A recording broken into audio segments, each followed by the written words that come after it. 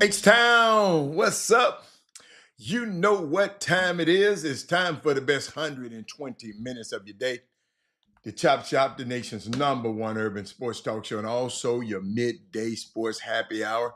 Yours truly, Robert Hatter, alongside Jim Hicks, coming to you live from Houston, Texas. But we're broadcasting all over the world via Facebook Live and YouTube Live. And today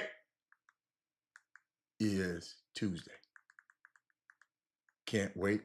Getting all my stuff together. Can't wait. To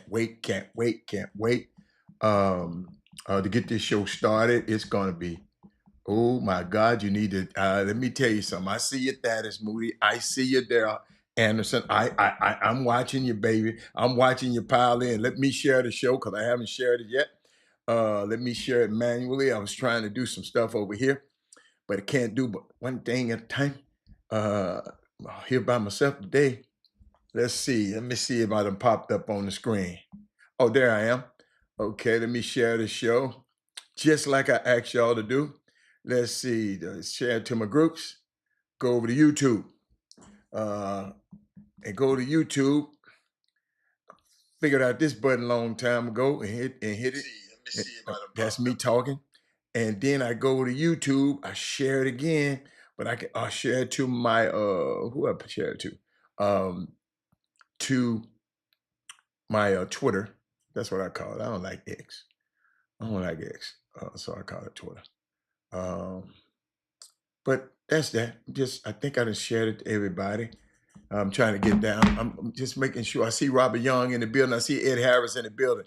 That is Moody on both sides, talking about Western Peace, Sylvester Stewart Stone, aka. Let me tell you something. Great man. A little before my time. I was a little youngster back then, but I used to remember the big hair, uh, um, different strokes for different folks. Yeah. I got a little something, but I'm not fooling you. I'm not doing. Y'all, let me tell y'all something. It's some great things happened yesterday. Great things happened. Oh, wait a minute. Yeah, that's me. Great things happened yesterday. So I want to. Oh, I'm trying to. Man, these people got me. Okay, I got that up on the board. I got this set up. Share the show, everybody. Share the show because it's going to be epic.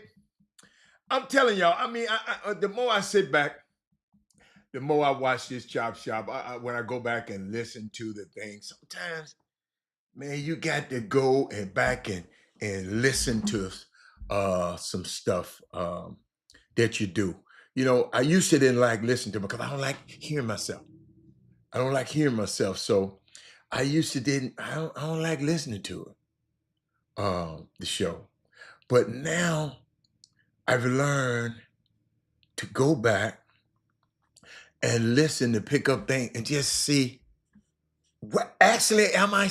What message am I that I'm getting? I'm trying to be. I'm trying to be like Yolanda Green. I'm Kirk Collins. I'm trying to be like Eric Boone. You know, cause I appreciate y'all taking y'all time. To come here on this show. But I would like right now for y'all to text tag and tell 5 people right now. And let them know that the Chop Shop is on right now. Tell them that you're only listening. Jamaica, hey, Jamaica, tell them, text tag and tell the last 5 people you talk and say, look, the only reason I'm inviting you is because I care about your well-being and your welfare and your family. That's all you tell them. Say, I care about your welfare of you and your family. Turn it on this Chop Shop. I mean, because, go back and, watch this. We have one, uh, Chop Shop has one simple goal. Okay? Jamaica, Yolanda. It is to intentionally, proactively, on purpose, walk out in the middle of the world's messiest intersection. Issues of race, culture, politics, sports. We even tackle grassroots basketball, high school basketball, pro basketball. We walk into the intersection. This is what we do. And we survey it, we learn about it, we debate about it, and we grow. And we get up and put what we learn to work. It's happened. A partner of mine, I got some great friends that's on here. They be saying, man, I know you, but man, I be putting some of this practice to work. Norris Davis, so follow us on all social media platforms. I was thinking about this. Sometimes I just go back, uh, figure out ways we can make this show better. For real. Think about it.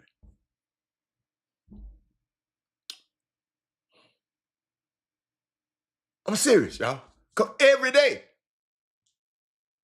every single day, we have a responsibility to come up here and give y'all something.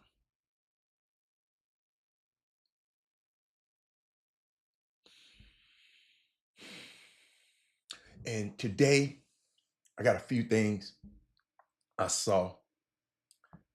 Some funny things, some not so funny things, some things we can learn from. There are some principles and points that I want to download into your intellectual hard drive that I believe will serve you well after this day is over. I'm serious.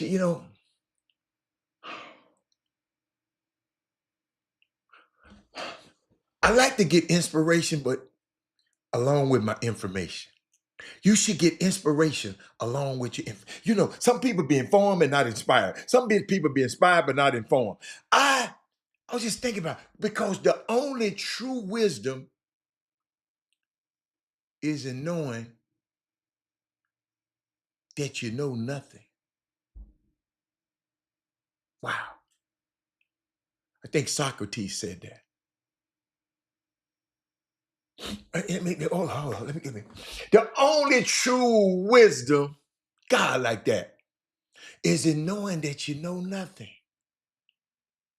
That means every time you talk, Yolanda, every time somebody's talking, every time somebody's speaking, every time y'all put a sum up on that board, every time you put some on a comment, my comment board is right over here. Every time, that's why if you ever catch me looking over here, it's the comment board. I have to go over here and see your comments. They're coming up on the board right there. The only true wisdom is knowing that you know nothing. So when I see you, I learn something from y'all. Every time you put now I learned something about y'all too. Travis. Travis said, I like that. That's so true. Travis, I'm telling you. Socrates said, and I don't even follow Socrates that much, who considered second only to Solomon in the realm of wisdom.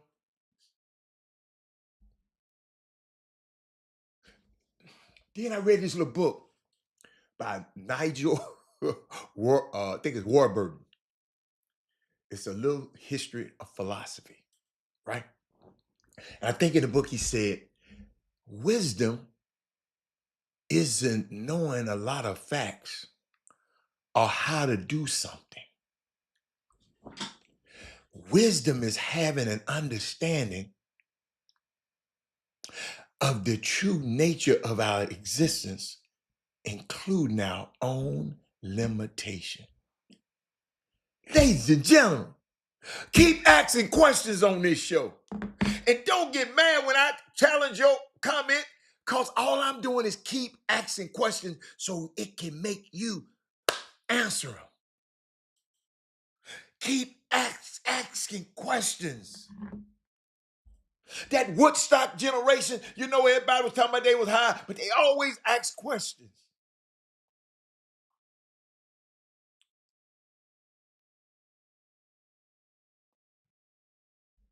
We came from a generation of Yolanda and Travis.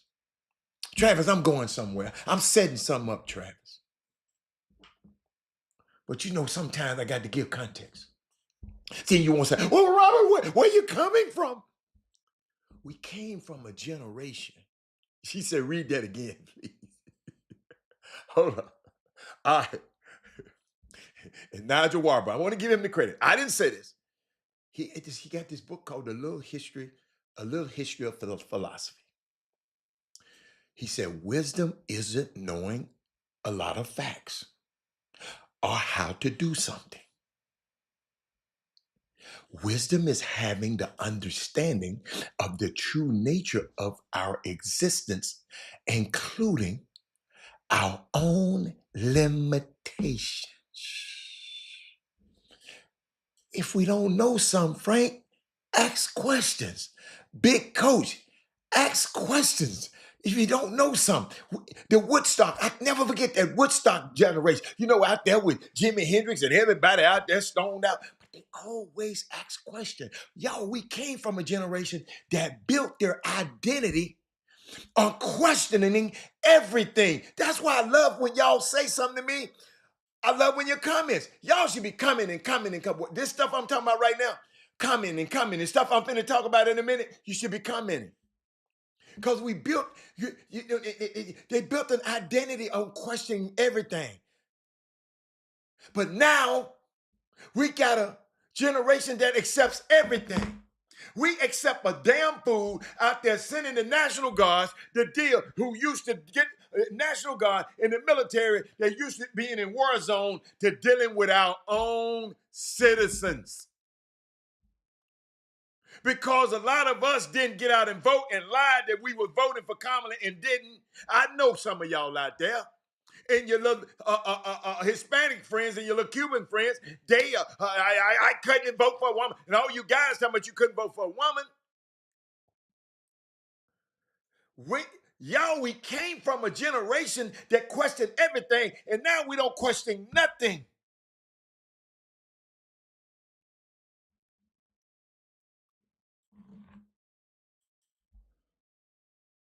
We became, and because we accept everything, it's no wonder that they treat us like we're stupid. See, some of y'all think y'all got it going on. I got this, and I got this. I got the house. I got the car. I got the business. I got this. But they treating you like you're stupid. You can pull up there in your Rolls Royce and get your black ass out the car. You go steal to them a N-word.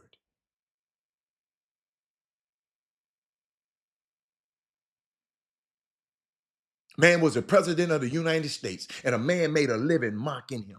And a man became famous and powerful mocking the president of the United States, Barack Obama. That's how Donald Trump came into power. They treat us like we're stupid. We don't value our own communities. We don't think there is no value in it.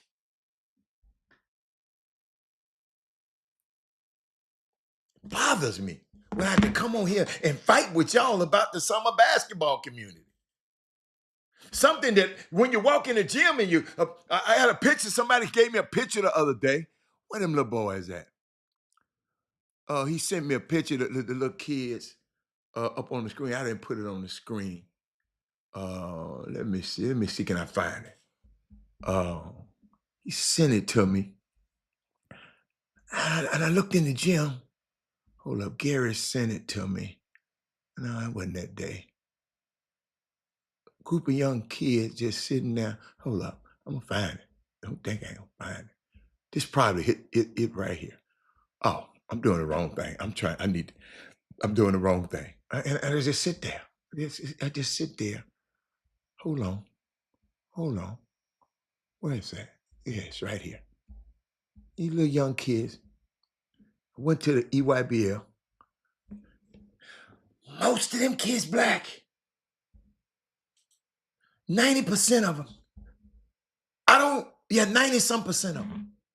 That's our community. So why are they running it?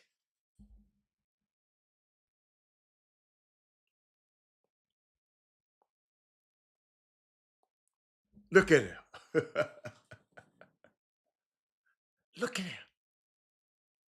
Yolanda, look. Look at the people around it. Then if they become bigger and better, somebody else out of our community start charting their career.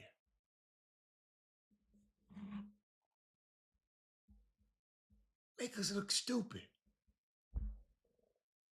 The Koreans, the Jews, Jewish people, the Asians, the Middle Easterns will come in and set up shop and take our money because they see our value, even when we don't see our own value.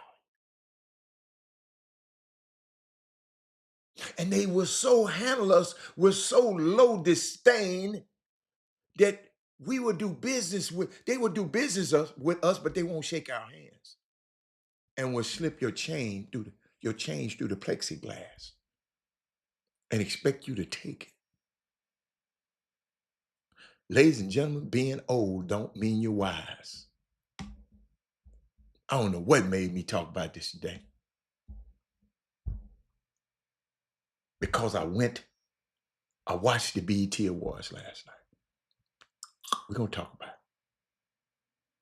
Sometimes a 25-year-old can have more wisdom than a 65-year-old. Because wisdom is not always predicated on experience, but on critical thinking. What's up, Mr. Sullivan? You have a lot of young fools who take drugs, and you got a whole lot of old fools that won't even take their medication. And at some point, you have to make sure that your age reflects your experience. You should not be the same person at 40 that you were at 20. Or else you have wasted 20 years of your life. Man, I don't know where this came from. I promise you. I was watching the BET Awards. Taped it, got to watch it. The Japanese proverb, Yolanda, Brian Boatwright, suggests the best room in your house is the room for improvement. Ladies and gentlemen, there are some PhDs who have no common sense, Robin Young. And it's some GEDs who should be teaching at U of H right now. Y'all gonna get that one when y'all might get mad at me right now, but y'all gonna get that one. I've seen it. The internet, reality TV has inundated the culture with the glorification of ignorance.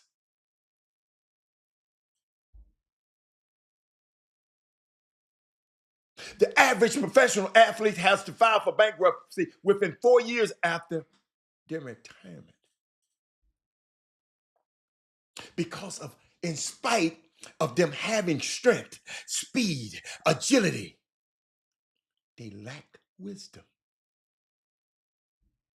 The average lottery winner, ladies and gentlemen, ends up in a worse financial condition in 5 years.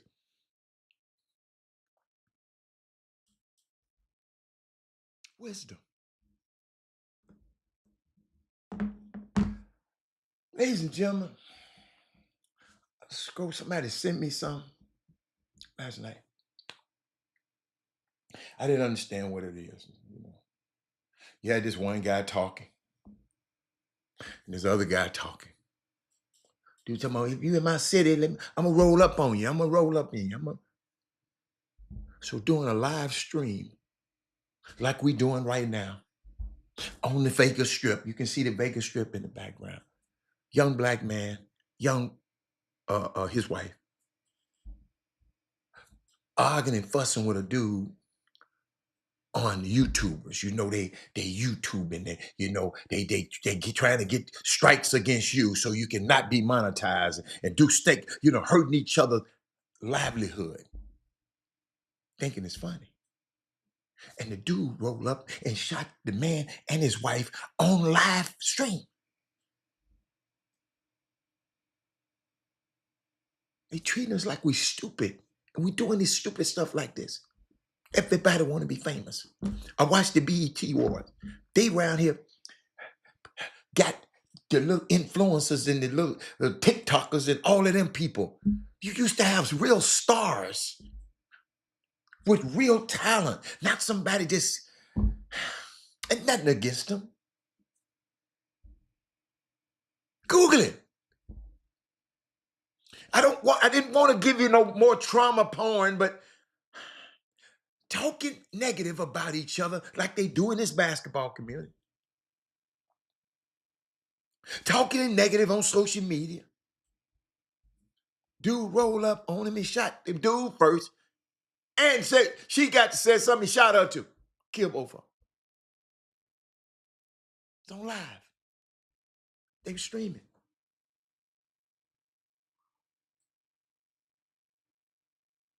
And last night, BET is on.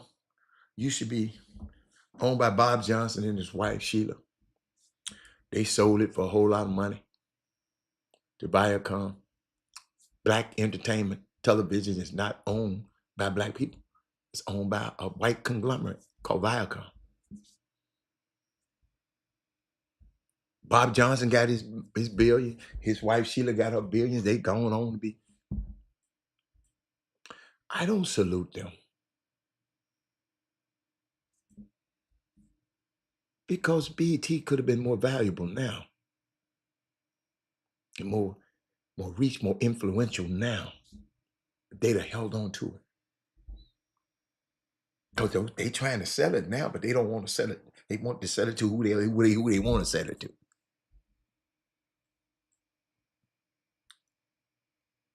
And I was thinking about it.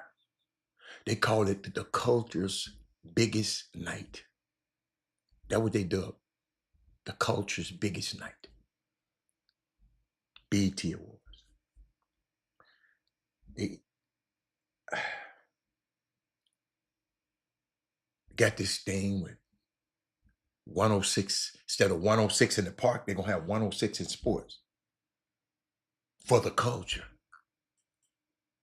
This fall, with Cam Newton and Ashley Nicole Moss, another girl who was on social media, who's always talking on social media. Her and Cam gonna have a show. Right? But what the hell was that Cam Newton had on? I don't know if y'all saw it. Give me a ring of hands who saw any of the BET Awards. For nearly 15 years, 106 in Park gave us more than music videos. It gave us a front row seat to the culture.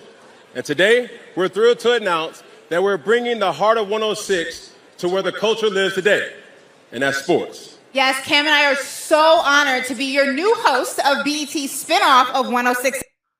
What's this guy got on, man? Oh, what this man got on, a kulak? What is this man got on? Y'all, I ain't trying to be fine. Y'all, come on, Cam. That's the culture.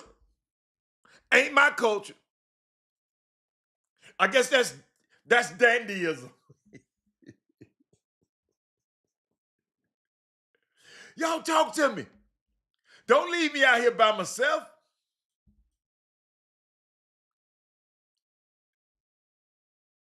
BET Awards, him and Ashley, they're going to have a show. That man said, floral color, Christmas tree. Lakeisha. Gina. If Kenny, Mr. Lofton come with an outfit like that, I know you're going to check it. Cam ain't that damn young. Don't talk about no damn younger generation. Cam ain't that damn young no more. Somebody around him, Frank, ain't telling that man the truth. Just go out and land this way. Oh, you ought to hear him on this podcast. Come on, I got so much style. I just push the button.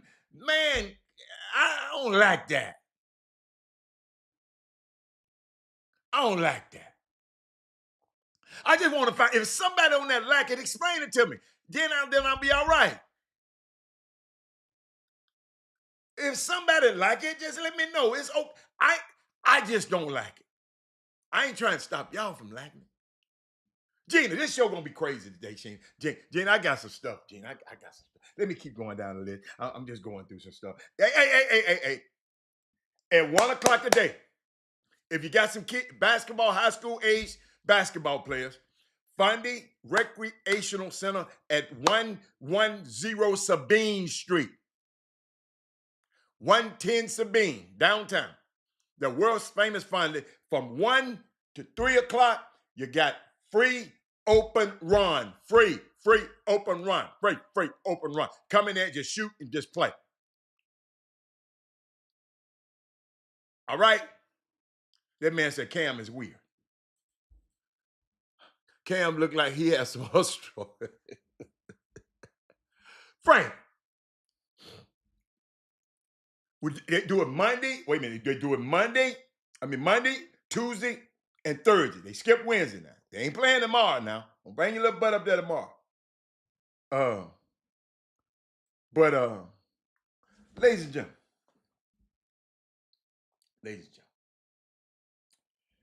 I came on this show. I don't know when it was. Thank you. Look at that, Yolanda. He might as well come out. I was waiting on her. I was wondering where Herb was. Herb said respectfully. Hey, Herb. Herb, you heard about the open run? Are your guys over at the open run? From Monday, Tuesday, and Thursday, Funday is open run. Casey has opened up the gym, got the gym for our high school players to come over there and just play. You ain't got to come over there with your team. You bring your team. You can bring your friends. I got my 5. I got my 4. I got my 5. That's how we used to do. Herb, where you at? Meet me down there. We going up together. Frank, where you at? We going up together. Who else on the feed? That is Moody. Let's meet up. We going together. We gonna run together. Brandon, we fought. They don't do that no more. Man, hey, man, let's get 4 or 5 of us. Let's get 5. I got my 5. Lakeisha, Malcolm, Travis Lynch. We done open up the gym. Because everybody was saying, well, this is what they tell me, Gina. Well, you got nowhere to play. Now, we got to play for you to play. The coaches ain't open the gyms. You got a place with Casey Williams, then open up the gym. No excuse pro-am. The same man who's putting on the Father's Day thing for the fathers, feeding the fathers and the kids. Same organization. That this week, this Friday, Saturday, and Sunday, not Thursday, Friday, Saturday, and Sunday is hooping at 6 o'clock until at the No Excuses Pro-Am. Do y'all hear what I'm saying? Y'all been saying that some of that's been the problem. Robert, they have no place to just come play. You ain't finna come work out. You ain't finna come do all them drills. You come to hoop. And your ass lose, you got to wait. Like we did. So every game means something. Gosh.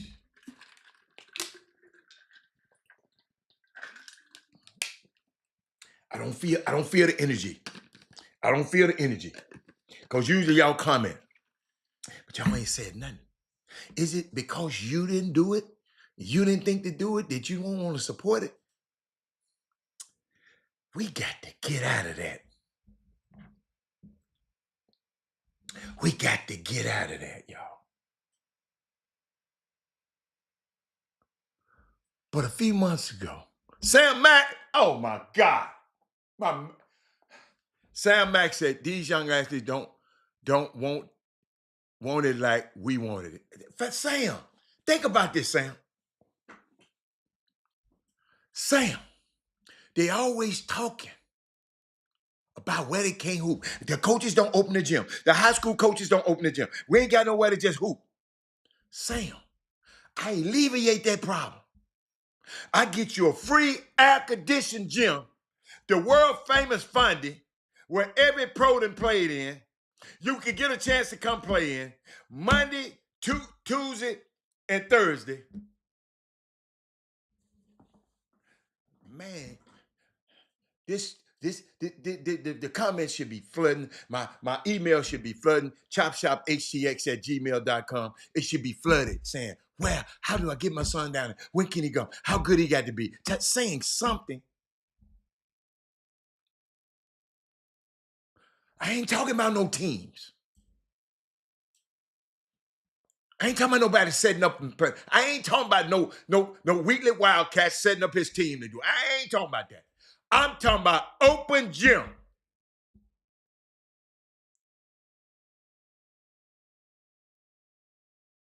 I know it's gonna be another excuse, Sam.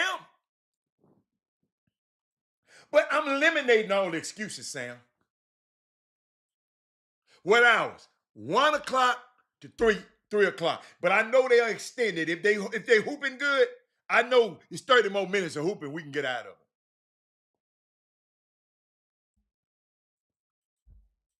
1 to 3 for free. What, Sam? 1 to 3 for free. Man, I'm coming back. Hey, Sam Mack, Sam, you, Tim Bro, Joe Stevens, Vernon Maxwell, y'all meet me up there. Let's go bust some. Let's go see how many we can run off. These kids don't even think like that no more, Sam. But that's why I'm here, Sam. Because I know the guys around them ain't thinking like this. That's why they mad at me. But Sam, I'm glad you're here.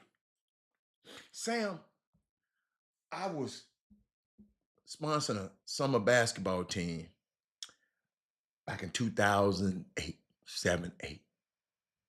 Jacoby, what's good, Hatter? Good seeing you. What's up, Jacoby? Jacoby, I can't believe.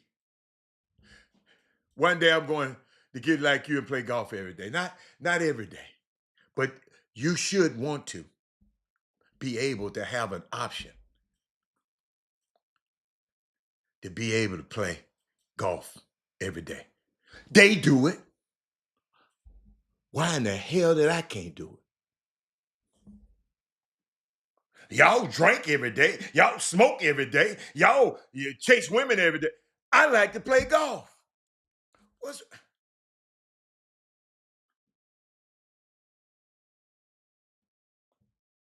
You feel me? Jacoby.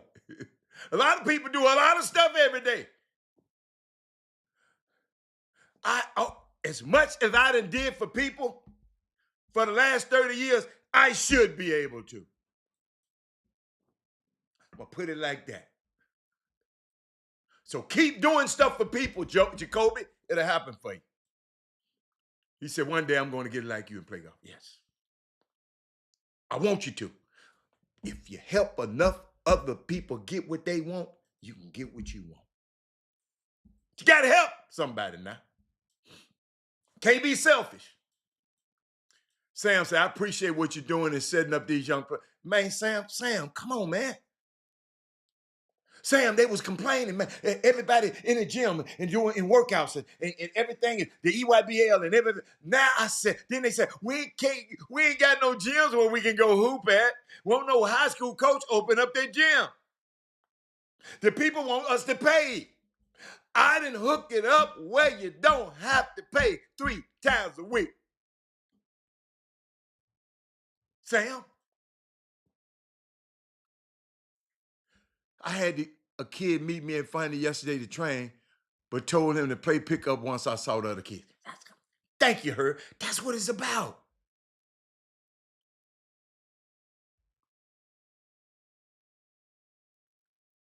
Open gym. Doug, if anybody texting you about exposure, you should be saying, what the hell are you doing?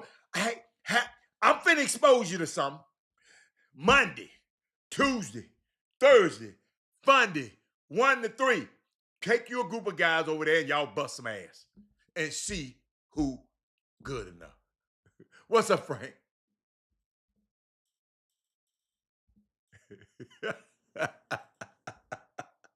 Hey, Crystal. I don't have to chase him no more, friend. Her. I don't have to. Her. I'll just tell the truth. It is what it is. But I was just thinking about y'all. I saw some. Shout out to Crystal down there in Atlanta. You ever need to buy property in Atlanta? You let me know. I got your broker for you. Don't even think about nobody else. I got it for you. But Crystal, I had a summer basketball team traveling all over the world. So I had a kid on the team was pretty good. Okay? But he was on the fringe of being a McDonald All-American. Okay? He was on the fringe because he had so many good dudes at his position. In the McDonald All-American, you got guys in certain positions, right? But let me tell you, it's so funny. So what we did, we said, Derek Favors, Ronaldo Sidney, DeMarcus Cousins. Let's go find out where those 3 guys are playing. Because we want to go and match up against them guys. Our guy match up against them. Him. You follow me? So I get plane tickets for the whole team. You know, it's a travel team. To go there for this young man and his family to be able to put him on the map. Ain't my son. Now, my son was on the team, but he was in 8th grade. He was just with them, practicing with them. You know, these dudes was, I had the cream de la creme. So we was going all over the country. So we went, you know, Derek Favors. We went and he bust DeMarcus Cousins. Then we went bust Ronaldo Sidney. Then so guess what? By the end of the summer, he was McDonald All-American. Went to North Carolina. Went to the NBA. This what I did for somebody else's family. Use my resources to put Nike didn't pay me. EYB, we weren't on EYBL. This was Franchise All-Star. This was on the backs of Alan Branch, Terrell Henderson, and Robert Hatter. And our kids always went places in style. We had the best of everything, the best hotel, the best the flights. We wasn't sitting, but if a big guy, we upgrading him to a bigger seat. We took care because I wanted them. Listen, my son was on the team. I wanted to teach him this how you do it. But on one of those trips, we got a chance to play against DeMarcus Cousins, who I still said is the worst high school basketball player and the most disrespectful little son of a biscuit eater I had ever encountered in my life in summer basketball. And I know it's some rotten ass dudes out there, but he was the worst. He was cussing out my coach, not his coach.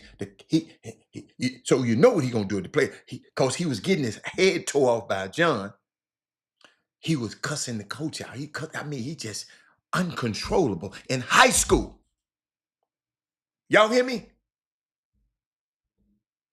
Hey, stay there, Gwen. Stay there, Gwen. Don't go nowhere. In high school. Ladies and gentlemen, he's great. Listen, he's got talent enough to play right now in the NBA. And everybody wondering, he crying, well, why ain't in the NBA? Why ain't in the NBA? Y'all, it's a privilege. It's not a right to play in the NBA. It's a privilege. It's not a right to be on a summer team. It's a privilege. Don't think your son have a right to be on nobody's team. It's a privilege to be on. Teach their little ungrateful ass right now, so he won't be like DeMarcus Cousins. So he can do this in Puerto Rico. He go all the way to Puerto Rico, and this what's going on.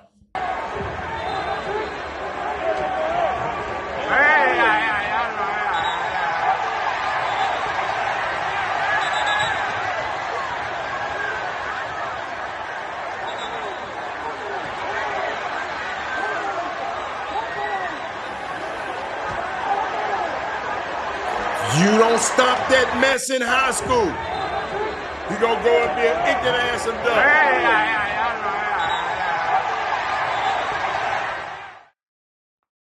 Did y'all hear what I just said?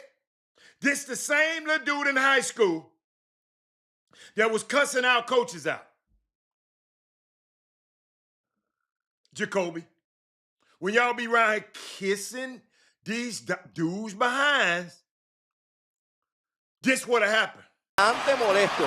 Ahí, DeMarcus Cousins, ahí lo ve, dejándose sentir ante el público y eso no va a quedar bien. Ahí esto se acaba, esto pasó a mayores. Desafortunadamente, ahí ven la seguridad de Cousins tratando también, en la medida de que sea posible, de detener de alguna manera u otro y los fanáticos pues,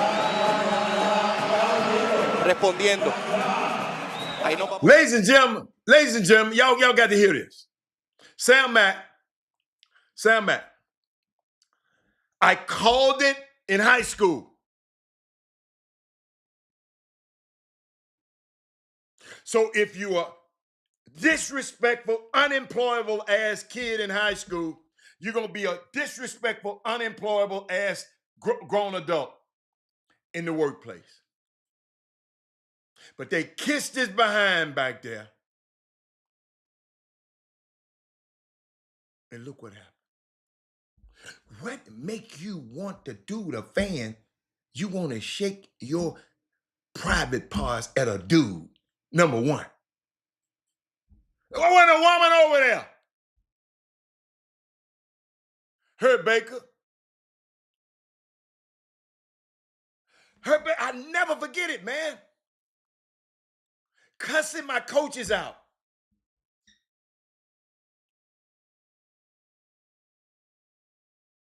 And saying he can ball. Sam, I'm gonna show you how bad it is. I'm gonna show. Can I go, Father? Hold up, Gwen. I got some. You're gonna be the smartest girl at the nail shop. Crystal, you're gonna be when you go see your mama. You can tell her about this story. This man played for the Sacramento Kings, right? It was All-Star Weekend in New Orleans. So when you're an All-Star King, in the All-Star, they fly you out. You on their team. They fly all their contingent out. Your family, everybody. The president, Peja Stojakovic, the brass. They fly you out. Everybody going to New Orleans. Y'all watch this now. Watch this. During the All-Star game, that's why they changed this rule. Can't no trades happen. They moved the trade deadline. During the All-Star game, this dude was traded. They ain't want him no more. So these people were he's so ignorant, and they know he crazy. They let him and his family have a private plane to go back by themselves. The employees of Sacramento teams, they got a commercial flight and flew out. They didn't even want to be on the plane with this crazy something. Crazy. They could have told him and the family, y'all get y'all way back. They said, no, y'all can take the plane. You and them crazy ass folks in your family, all of y'all get on that plane. Y'all go back, and we're going to pray for our pilots. They didn't even get on the plane with them because they knew how volatile it was. Let me go another step, just in case y'all don't understand what I'm talking about. They were playing the Spurs, San Antonio Spurs. Sean Elliott was calling the game. Just like I do, I called the game for TSU. So I called some broadcast. So guess what? Sometimes I'm not gonna say everything great about your son. I'm gonna explain what his ass doing on the floor. If he keep turning the ball over, it's time to sit down. So Sean Elliott was talking. I don't know what he said on the broadcast, but DeMarcus Cousins went in the dressing room and checked his phone. Somebody texted him, that dude talking about you on TV. He brought his ignorant ass back out the dressing room trying to fight the announcer. Gwen, I told you, you're going to be the smartest lady at the nail shop.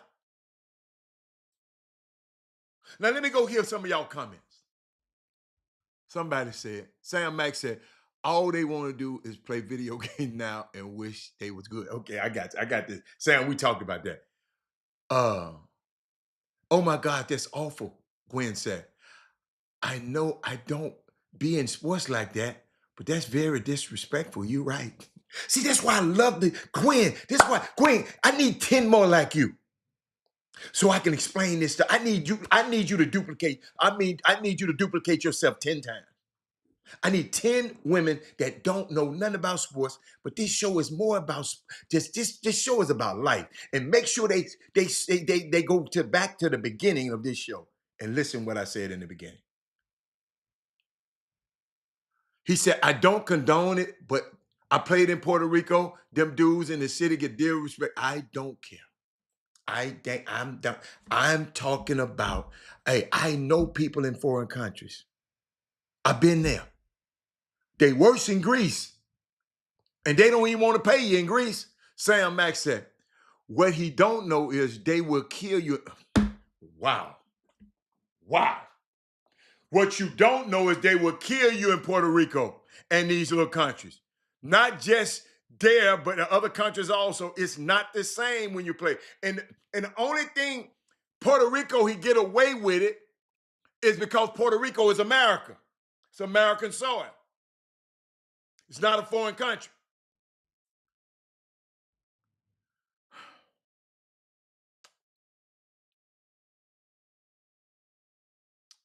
Oh, you call Sean Elliott turtle. He do look like that. Hatter, what advice would you give your overseas clients when you had them? It's a lie. I ain't really had too many overseas clients, man. I ain't gonna tell you no lie. But my son was supposed to go over there. He just said, no, they don't make enough money.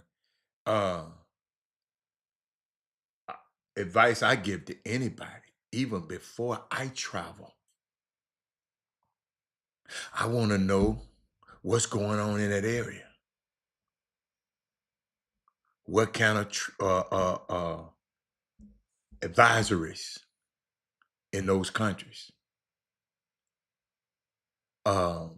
Even when I go somewhere, y'all, I got several.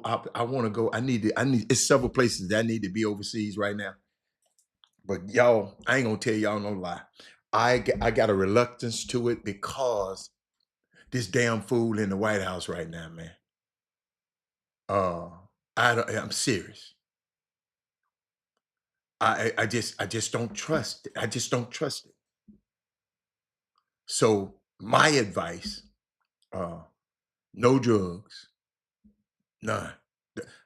If you smoke it over there, smoke it over there. Don't try to bring it back over here. Brittany Griner. Just learn about the customs.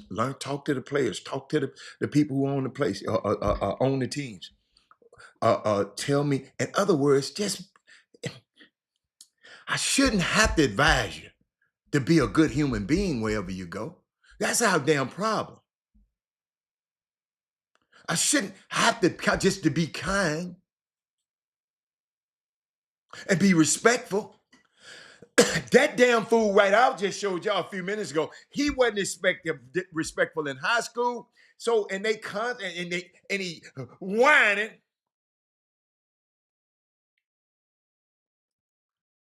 Y'all know who I like. I'm gonna switch the subject a little bit. Y'all know who I like. Cause I've been watching, since I've been calling the game. Sam, I don't know if you know, I be announcing the games for Texas Southern men's basketball and women's basketball. But Sam, I done found some stuff out, man. It's just watching coaches and watching the press and being a part of the press and being a part of the media, going to press conference. Now, I used to never go to no damn press conference. I used to hide from the press conference. Now I'm in them. And Sam, these whiny ass coaches in the NBA, college, I got to show y'all this because I want our kids to have an understanding on you can be in pressure filled situations, but you can come out like this. I mean, what can you say about, their depth? Obviously, Wiggins comes in, has a big game for them. Caruso hits some big shots. I mean, how can you guys respond better to those things as far as you guys go offensively? Well, first of all, Wiggins and Caruso played great. Those guys played great. I thought the atmosphere, I thought their crowd was exceptionally great. And so as we go home, we're going to need our crowd to be just like this crowd was. I mean, these fans took it to another level tonight, and that's how Gainbridge is going to have to be, for us to have a chance to be successful. And, Caruso and Wiggins, as you mentioned, both those guys shot it well. They caused other problems. They ran well. They made plays. They got a great feel for when to cut, and they hurt you in a lot of different ways. And so, Shea, you can mark down 34 points before they even get on the plane tomorrow, for the next game. I mean, the guy's going to score. We gotta find ways to make it as tough as possible on him. Williams played really well tonight. All their guys played well, and so we're gonna have to do a lot of things better. I mean, what can you say about their depth? Obviously, Wiggins. Y'all follow me? He had lost, got the head toe off. Did he whine?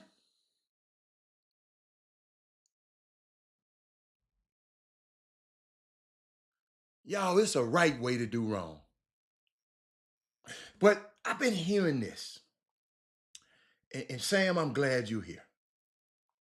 Glad you're here. We're going to talk a little bit about the finals. Something I saw, Sam. Something I saw. We're going to talk about it. I want y'all to help me with it. But they got this debate out here, Sam, talking about, is Halliburton a superstar? Is this person a superstar? And this. And ladies and gentlemen, I think, what day was it? On the 2nd of June, I kind of broke some stuff down, and I'm going to share it again, Sam. Because sometimes, everybody don't watch all the show. Sometimes they might have missed it. So I might need to do this so y'all can have y'all arguments at the nail shop, at the barber shop, when they get to talk about who is superstar. First of all, me, personally, Robert Hatter, first thing I'm going to say, wait a minute. Let's have some crowd. What is a superstar? What is a superstar? What are they? So what I did, I went to the Oxford American Heritage Dictionary, Sam. Travis. Aaron, I hope I answered that question for you. I didn't mean to be brief with you, man. Just be a good person wherever you go. That's really the only advice. Man, don't go over there doing all that ignorant stuff you do over here. Okay? He said it was Thursday. It was Thursday? Last Thursday? Okay. Thank you. That is Moody. I mean, Sam, what I told him was, in the Oxford Heritage Dictionary, y'all got to hear this now. Somebody write this down. Where my girl Yolanda? Yolanda, superstar. A wildly acclaimed star, as in the movies or in sports, who have great popular appeal. You got me? That's a good one, Frank. Always keep the embassy number in your phone. But Sam, just stop. Don't go over there messing around. I like, an ounce of prevention is worth a pound of cure. If you need the phone of the industry, that means you done did something ignorant, Frank. So I like to tackle things different, Frank, than other people do. I'd rather you go over there and just mind your damn business and get your money and come on back. Then you won't need the embassy's number in your phone. But let me keep going. Y'all got me? Superstar. A wildly acclaimed star as in movies and sports who have great popular appeal. Right? Got me? One that is extremely popular or prominent. When people start talking about superstars, this what the American Oscar said. Now you might have your own definition. You got your own definition. Hold up, got a little bit more. Because they extend the definition. Or that is a major attraction. Guess what? It didn't say anything about Sam Mack, Aaron Wilford, Big Coach. It didn't say anything about winning.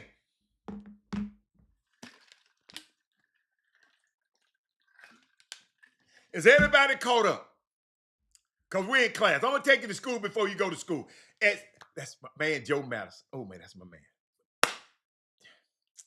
Google Joe Madison. You'll understand how I do this show the way I do it. Frank, did you get that? I didn't say anything about winning. The definition didn't say nothing about winning. Hold on. Let me know. Somebody type something. I need to know I'm talking to somebody because I don't feel y'all listening to me right now. Man, that weather looks bad out there right now.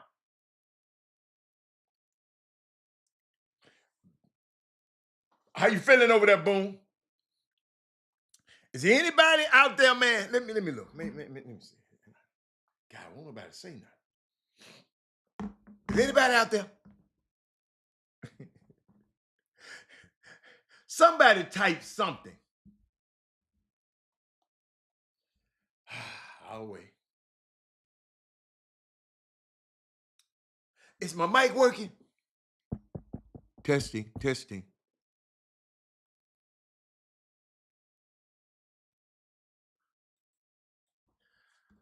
Travis, I'm finna help you. A superstar is a widely acclaimed star, as in the movies or in sports, who have great popular appeal. I'll help you, Travis. One that is extremely popular or prominent. Or that is a major attraction. And notice I don't say anything about winning a game or winning an Oscar. Thank you, Mr. D-Had.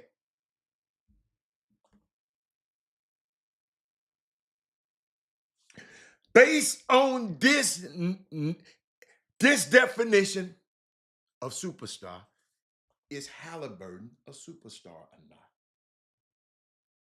On this definition.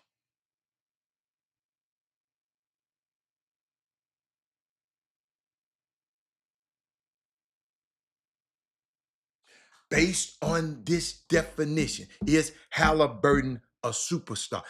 On this definition, he's wildly acclaimed. I know some people who don't know who his ass is, Sam.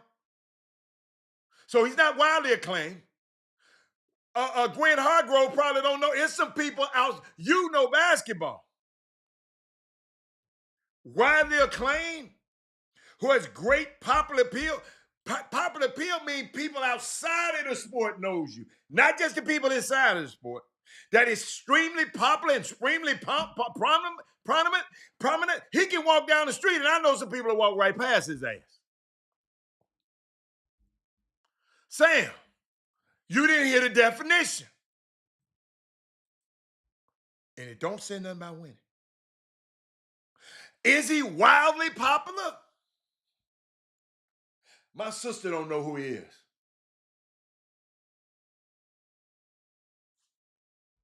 If you ask a non-basketball fan, Sam, do they know Tyrese Halliburton? Now, people know LeBron, people know Steph, people know Caitlin Clark. Sam, I done worked this project out. Folk don't know nothing about no damn Tyrese Halliburton.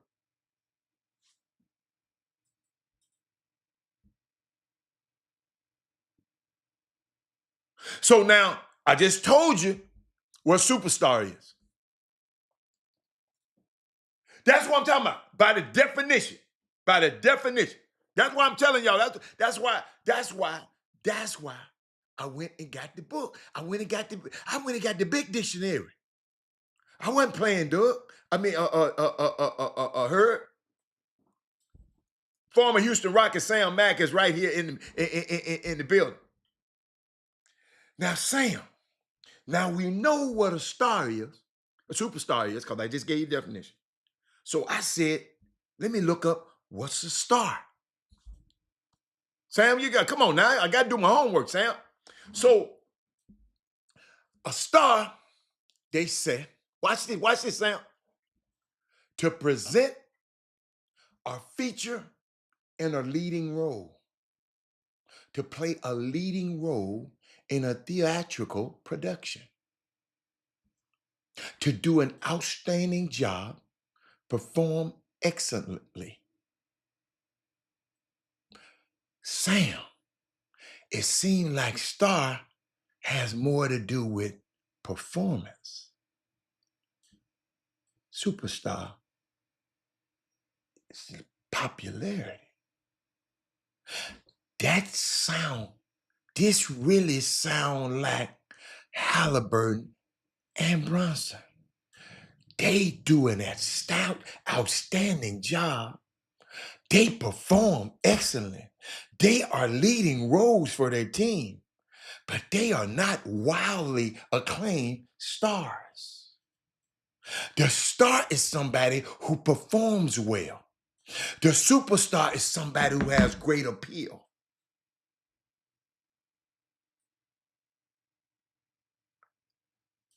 Sam, I got you. But I'm glad you put that up there, Sam, because a lot of people didn't get it. And a lot of people ain't getting it. Y'all just letting these people, well, y'all can't talk back to them on TV. But not, these people just getting away with. I'm hearing it. I'm on these podcasts and I'm saying, man, shut up. It's Halliburton, a superstar now. Wait a minute. Hold up, y'all. I bet you if I go to Twitter right now, somebody said it. Somebody saying, hold on. Somebody saying something about it. Y'all know who I like? Monica McNutt. I like her. I like how she stood up to that Stephen A. Smith.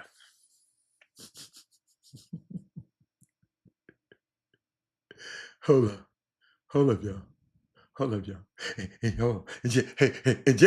Hey, let me let y'all know something. I'm gonna give y'all an update every time my young fella do something. So hold on. This was in today's mini camp with the veterans. He went to rookie camp. He went to OTAs. Now he's with the veterans. Watch what Shador does.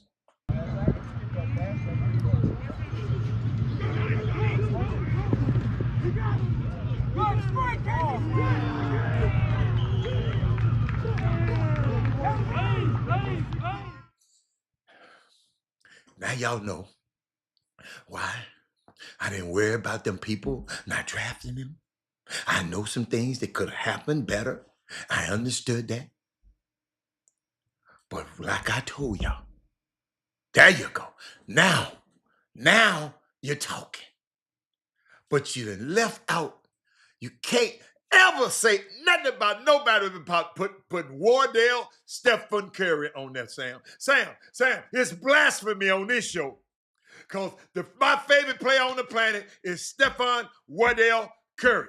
So you can't talk about nothing without putting his name up there. I love them three. I love them three you put up there. They're my dudes too. Hell no, John Stockton wasn't no superstar. Travis Lynch, man, quit trolling us. Good day. This is what I need you to do, Travis Lynch. Travis Lynch, for that FUPA, I need you to go right now, get your phone ready, Travis. And I want you to take and see that QR code on there. Travis Lynch, I want you to put that QR code up against your phone and go to that website.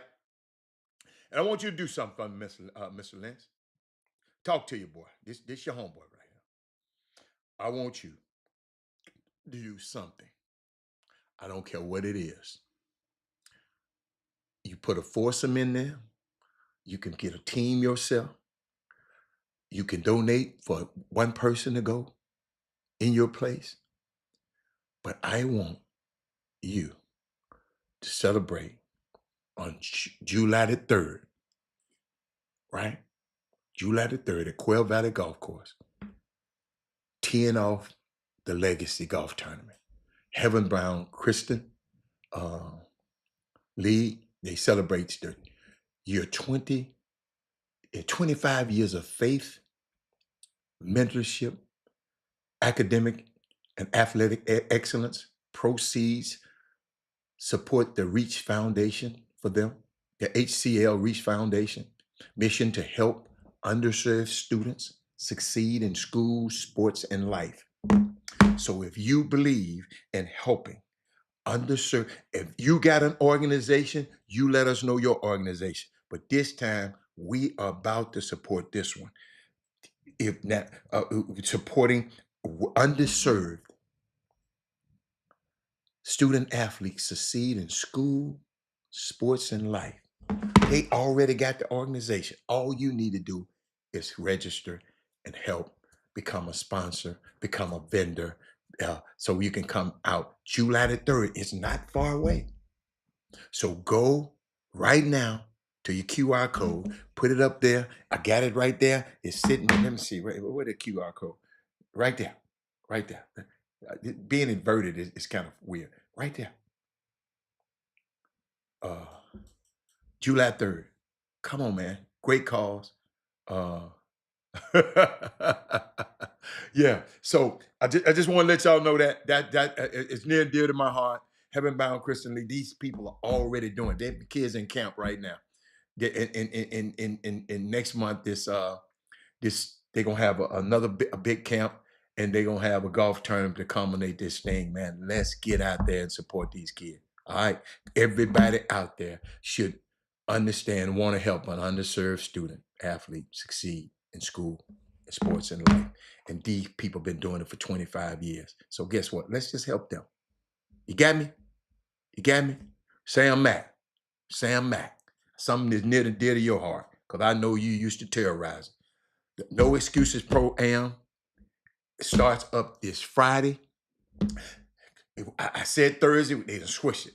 It's Friday, start at 6, Saturday, start at 6, and on Sunday, Sam Mack. Guess what we have? Sam Mack.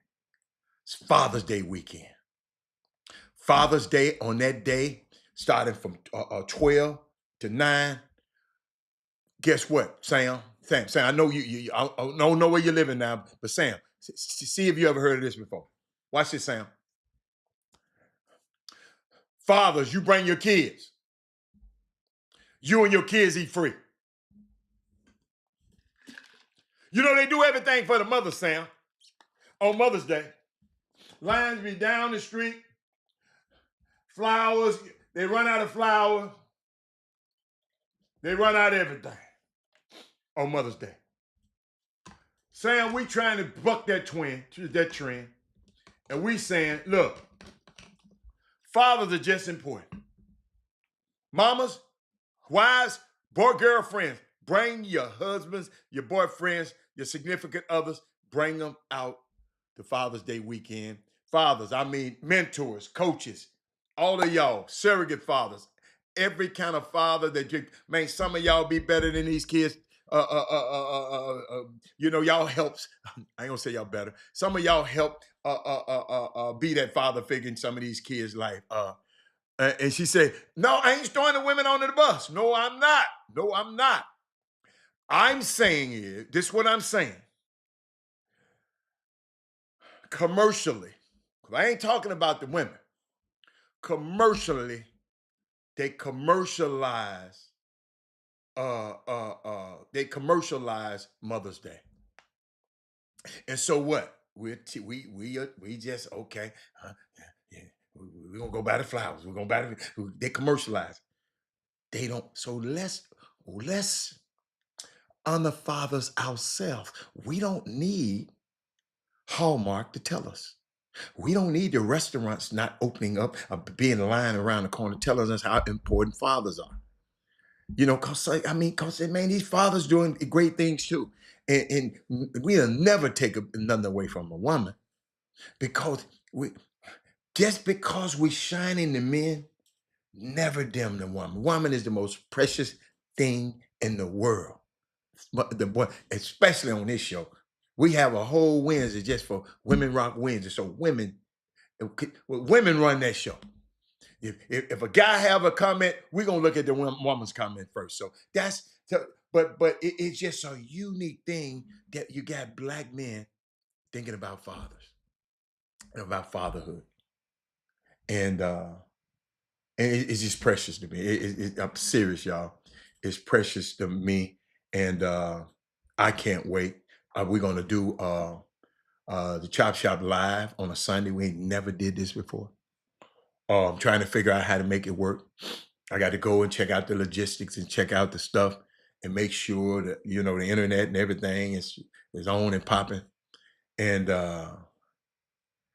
but I would love somebody just say, man, this Travis Lynch, man, I love that dude. Travis Lynch, you the man. That's all I can tell you. You the man. You the man, Travis Lynch. That's all I can tell you. But Sam, I want to finish this out, Sam, because I really want to talk about BET Awards because it's some lessons we can learn from it. But I'm watching how, Sam, the other night I was watching the game, how Shea Gilgeous-Alexander, SGA, he can rest. He can rest and don't have to initiate the offense. Y'all follow me? He can rest and don't have to initiate the offense. I was watching. Sam, let me know, Sam, what you think. Well, Cason Wallace inserted into the lineup, because you remember we was talking about why they took Hardenstein out of the lineup and put Cason Wallace in there. So it made me go and study and want to go think about it. Giving them an extra additional ball handler, and I feel like that was underrated because you have someone who is trying to guard Jalen Williams full court. What's up, Black? Y'all watch the game. When y'all watch the game, you got somebody picking it up. You got Neesmith and you got my man Nimhart. These guys picking up these guys, Shea and Jalen Williams, full court respectively. You have someone who's going to pick up SGA, but you don't have nobody that's going to pick up in pressure. Indiana don't have another player to pick up in pressure, Cason Wallace. So it gives him the ability to initiate the offense unimpeded. That saves the legs on Shea, because once he catch it, he can just go to work at you instead of doing all his work. Y'all follow me? Sam, tell me. Tell me if you like it or not, Sam. Let me know, Sam. So it gets negated. A lot of this get negated because of the flexibility of OKC's roster. their players wear different hats, Sam. Sam, I'm watching. They can go big and they can go small. Y'all, it's going to be controversial. We have watched versatility has taken over the NBA. Man, I got Sam Mack in here, Eric Harris. I don't know, you're from Chicago, but Sam Mack is my dude. But we're talking about the game. The game gonna be on Wednesday now. I'm just giving you some stuff to look at. Versatility to me, Sam, has taken over the NBA. There you go. There you go, Sam. Sam, I ain't heard nobody talking about it. They just been talking about the blowout and the Halliburton thing. Man, I sit there and watch that thing. You know, that's why I take the game. I go back, Sam, I try to analyze these games so I can get better at calling games. And I ain't gonna tell you no lie. I told him to his face, y'all, at John Lucas camp, I stopped and shook Tom Crean's hand. I said, man, thank you. He said, for what? He said, man, the way you dissect a basketball game and the players and the situations in the basketball game, man, I got you. I got a whole catalog of this stuff I watch you say. Every time you on a network, I make sure I tape it because I want to hear what you say because I use your insight in the game. He looked at me and said, man, thank you, man. He said, man, what's your name? I said, Robert Hatter, man. He said, man, he said, I'm going to be looking out for you. Sam, I had to say it to him because I can't wait to see that girl, Debbie Antonelli, the white lady. I watch her. Jim Jackson, I know him. I got his number. I can call him. But when I'm watching the game, so watch this, Travis. Travis, I got something else for you, Travis. Watch this. This gonna mess you up. Remember what I said? We're watching versatility taking over the NBA. Don't forget about that. Versatility has taken over shooting. I thought I would never say that, Sam. As far as list of priorities now, there is a point, y'all, there was a point, Sam, that shooting was the end-all be-all. Let's get us a Kyle Korver. Let's get us a spacer and send them over in the corner. But they get exposed on this other end. Thank you, Sam. Sam, see that? Sam, that's that NBA stuff you're talking right now. I'm letting the NBA player talk to y'all. Because when I say it, Sam, they don't listen to me. But maybe they'll listen to you. But Sam, watch this now. You gotta hear me now. It used to be, give me somebody that can shoot the ball. I said it. Give me somebody who can stretch the floor, Robert. Even though they was only a one-trick pony, I had them on the court. It was cool, Sam, because it gave freedom to the star player. But now, what we're seeing and the way the NBA is trending, y'all remember I told you this now. In this parity era, is how important versatility is. Casey Wallace is versatile. Is versatile. He can guard multiple positions and can play offense in multiple positions. He's versatile. Versatile. If you look at the way these two teams are constructed, look at the way Boston Celtics are constructed, look at the way the New York Knicks are constructed, there's a priority on versatility, on guys that can do multiple things, that can shoot, that can handle, that can initiate offense, they can guard positions 1 through 4. They also can offensively play positions 1 through 4. Y'all watch me. Versatility is king now in the NBA. The big three, them big three guys y'all try to get like LeBron them did of high usage stars and that dominate the basketball. That's over. With them high-ass contracts, when the finals is over, y'all, remember I told y'all this. These teams going to be targeting versatile players. Remember I told you, as soon as the series is over, just watch the trade wire. They might not be the biggest names. It's not about adding stars, y'all, to a roster no more.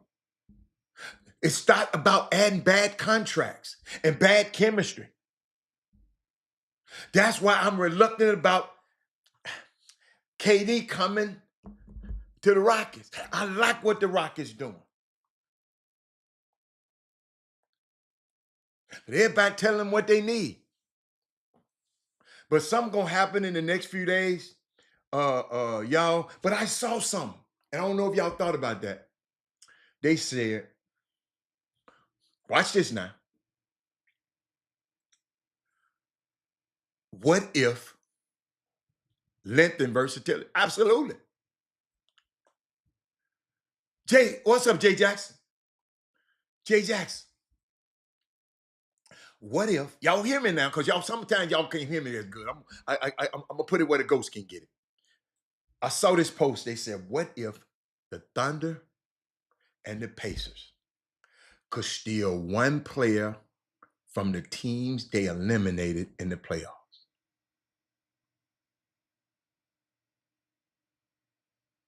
Okay. What if y'all follow me? The Thunder, and y'all just be thinking in your head the teams that they played against. If you need to go back and find the teams that the Thunder played, the teams that the Pacers played, could steal one player from the teams they eliminated. Not the teams that been eliminated, the teams they eliminated in the playoffs. Man, I love these teams, Jay Jackson. I love this NBA Finals, man. This NBA Finals got me excited. So this is what I did. I started something out for you. Now, assuming no injuries now, no injuries.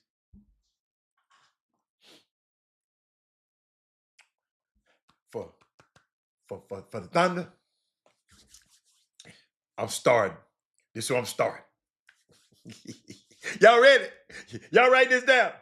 Shea Gilgeous-Alexander, Ja Morant, Anthony Edwards, Jalen Williams, and the Joker.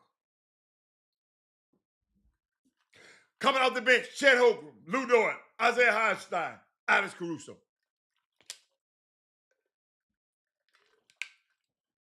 Versus, what do you think about one-on-one? Biz and Atlanta. Man, I saw that, man.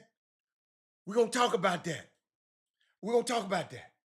It's just so much, Sam, because I got to stop at 12. But I mean, when I finish this, we'll talk about that. Because I'm going to skip over everything just because you said that, Sam. Sam, my second team. I mean, no. So if I was Indiana, who would I take from the team? Now, y'all remember, I can steal one player, not two. One player, not two from each team. One player from the teams that I eliminated from the playoff. Right? Y'all got me? He said, this finals is for basketball folks. OKC, add the Joker, and Indy. Ooh, Brandon Wheatball, I like that, boy. You been stealing my notes, man. Brandon Wheatball, watch this, man. Tyrese Halliburton, Jalen Brunson, Donovan Mitchell, Pascal Siakam, and Giannis Antetokounmpo. Come off the bench, Nembhard, Miles Turner, Sneak Smith, TJ McConnell. Y'all, who would win that best of 5 series? Let me put it up on the board for you. I think I put it up there for y'all. Did I? No, I didn't. Man, hold up. It's gonna take a long time if I don't. Hold up. Y'all ain't finna. I hate this. Here they go. Hold up. It's going. No, it didn't. There they are. Who win that one? Who you got in the best of no, guess who you got in the best of 5 series? That squad right there.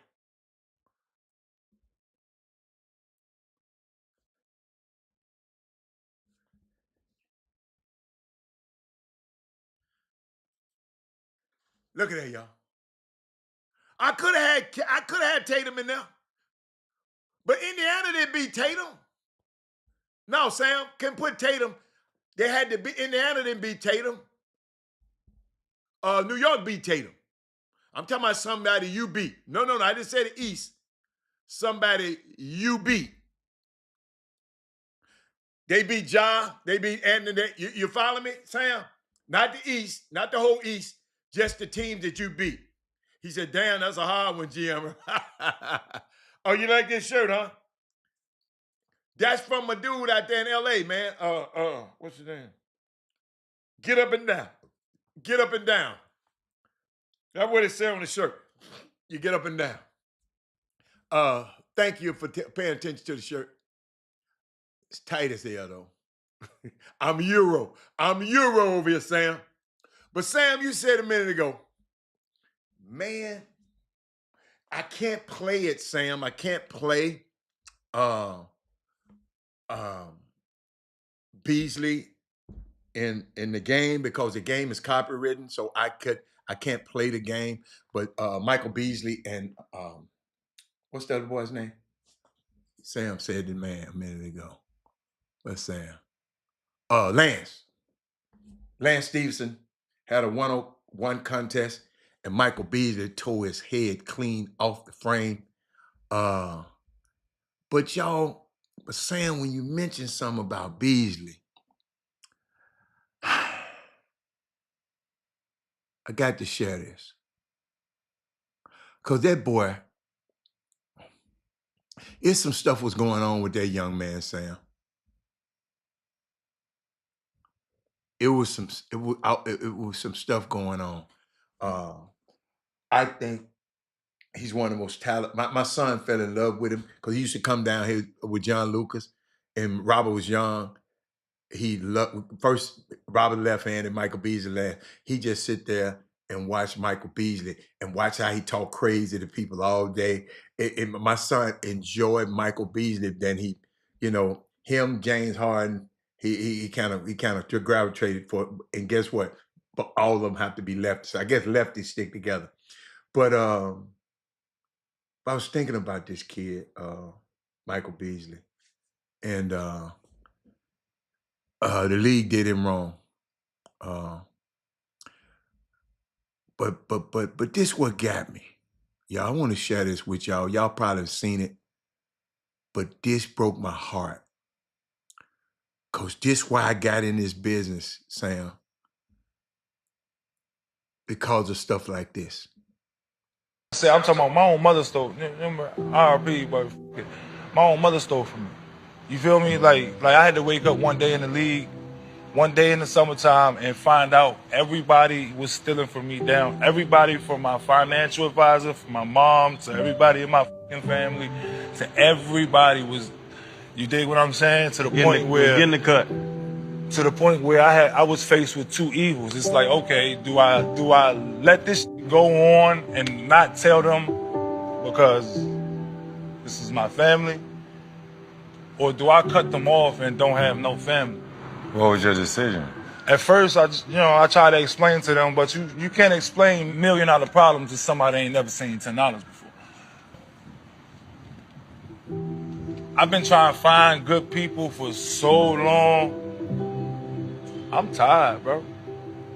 I would say this: it's a 100%, bro. It's so okay to be tired. Like, I got, you know what I'm saying?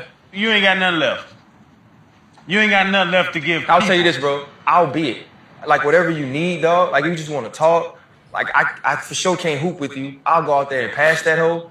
Like what we're saying is, bro. Like we want to be those people. Bringing you here wasn't about this. I wanted to talk basketball and hoops. But dog, folks love you, dog. Nobody want to see you go through this. I think the thing is, man, like so many times as black men, we are asked because of talent to carry everybody. We are not made to carry everybody.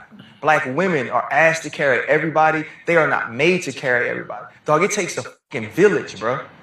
And at some point, you got to have somebody who don't need from you, who don't want from you, who want to see you win, man. Like we don't do this for us. Yeah, like you want to build these things, but it's about these conversations. It's about bringing people on here and letting them tell their story. When Freddie said, man, you could tell your narrative, tell that, and I'll preach it too. What we saying is, man, don't give up. Y'all, I've had these conversations privately with other people in sports.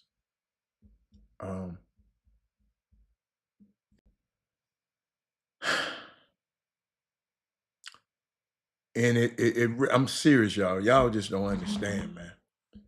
And tomorrow, I'm gonna give you a story. I'm gonna give you a story. That man just said all his people betrayed him.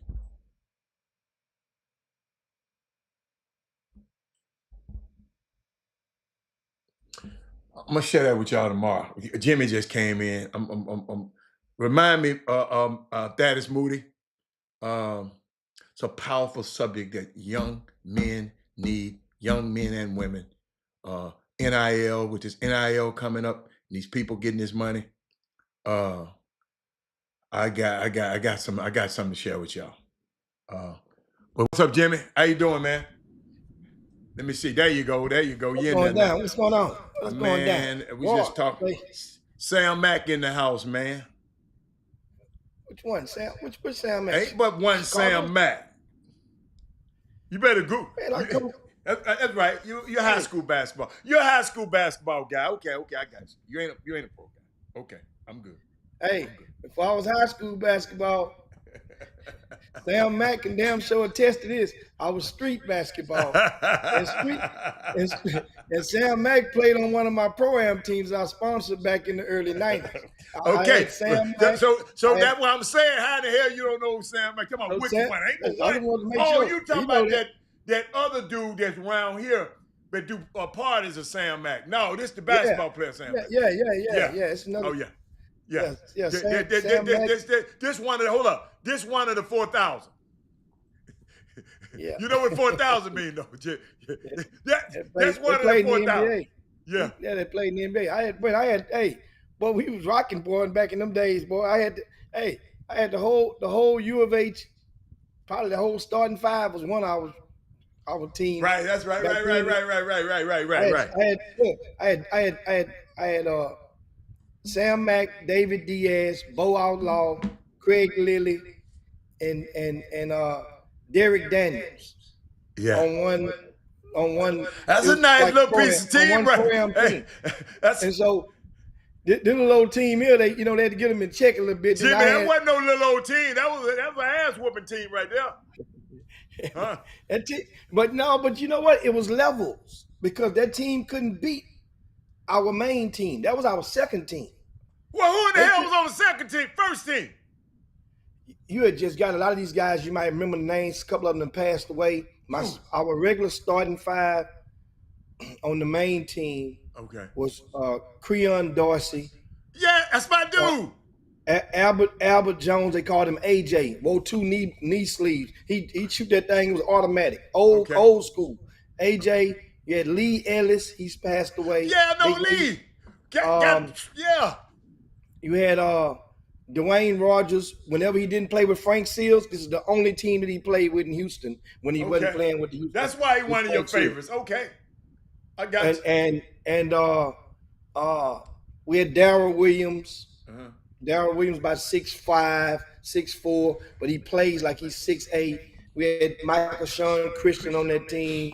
You had Rusty, Jeff Williams, Keith Hill. Mm-hmm. Damn, how many damn people you had on the team, man? About 10. But then everybody, on every Sunday, everybody don't come every week. You're right. Everybody don't come every week. Yeah. Right. Hey, we had a high jump. You might remember a kid named a high jumping Glenn Jones. Glenn Jones touched the top of the square. He ended up killing himself. He was a police officer. He ended up getting in a chase and killed him. He went to Smiley High School. You guys may remember Glenn Jones. Ray Younger played on the team for a little while. Then Ray. I love Ray Younger. You can't have Ray. I love Ray Younger, Listen, man. look, we might have had Ray for maybe a year, but but Ray and Dwayne on the same team, man. Oh, hell no. Okay. I got you. We can go on and on them days right there. Yeah. But man, that's Sam, crazy. he texting right now. He texting. That's my man right there, man. Yeah. Shout out to him. But anyway, say, remember yesterday we was talking about that little old bootleg ass list that came out on Twitter? Yeah, I know you to call them folks. I know you to call them damn folks. You know what I didn't? I didn't even have to. What happened? I didn't even have to, because them people on social media and got on his ass so much, he had to come out and respond. Jimmy, wait a minute. That's what he want, though. But now that's what you think you want. If you want it, you're supposed to embrace it. You could tell because he's texting back to my, "You are so wrong. You're wrong." Man, it's them people's opinions. It's an opinion that attracted other opinions. And you can't get mad when you give your opinion when other people give their opinion. Man, you saying that because you used to do rankings.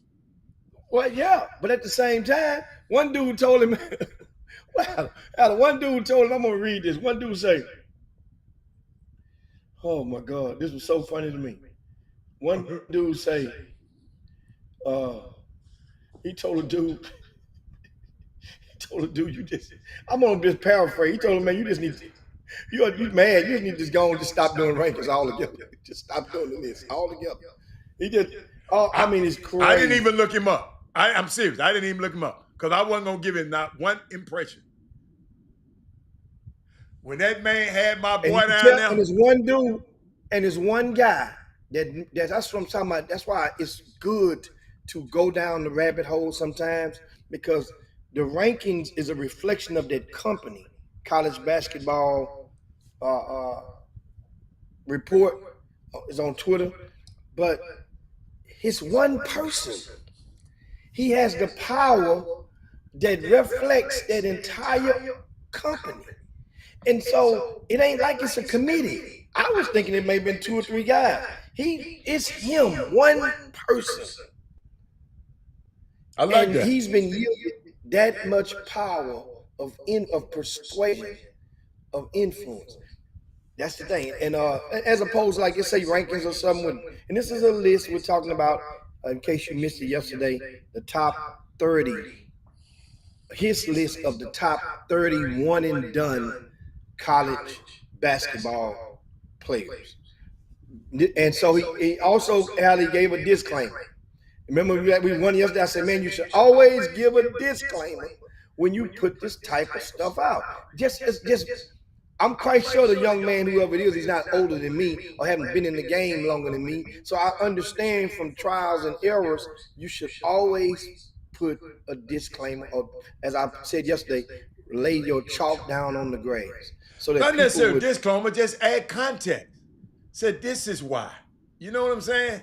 This is my point of view because this is the criteria. I mean, you know, but I wasn't mad at him. That's why I don't put out lists. Y'all, if I ever know me, I don't get into the greatest and the GOAT debates. I never get into that stuff because everybody just likes people different.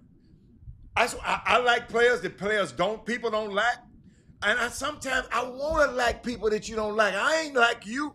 So I'm going to like players that I like. So I never get into those debates. I mean, that's why I used to take my hat off to y'all doing all that ranking.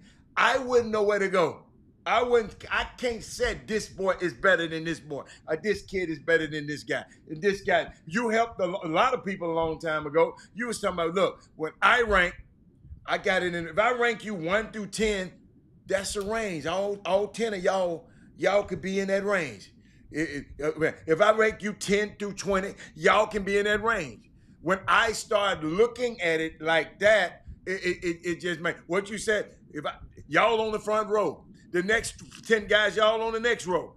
But y'all all ringside. Y'all all close to the show. So it's just how you look. But people get mad at you. People got mad at you for years. Dude, my son told me that. He said, man, them people don't like Jimmy. I said, why? He said, because they be telling me he don't rank them right. And I said, why you ain't mad? He said, I never watched it. I never worried about where I was ranked. And see, that's what some of us got to get to understand. That's Doug's opinion. That's Jim. That's Gary's opinion. That's Jeffrey Day's opinion. When people have their opinion, look, when I saw you, this how you look, man. When I saw you, this, and from my point of view, that's all they saying, because they ain't seeing every game. It's impossible to see every game. But if you come to my events and I see you, you know I'm gonna talk about you. But that, I mean, it's I didn't call the list disrespectful. I just didn't agree with the list.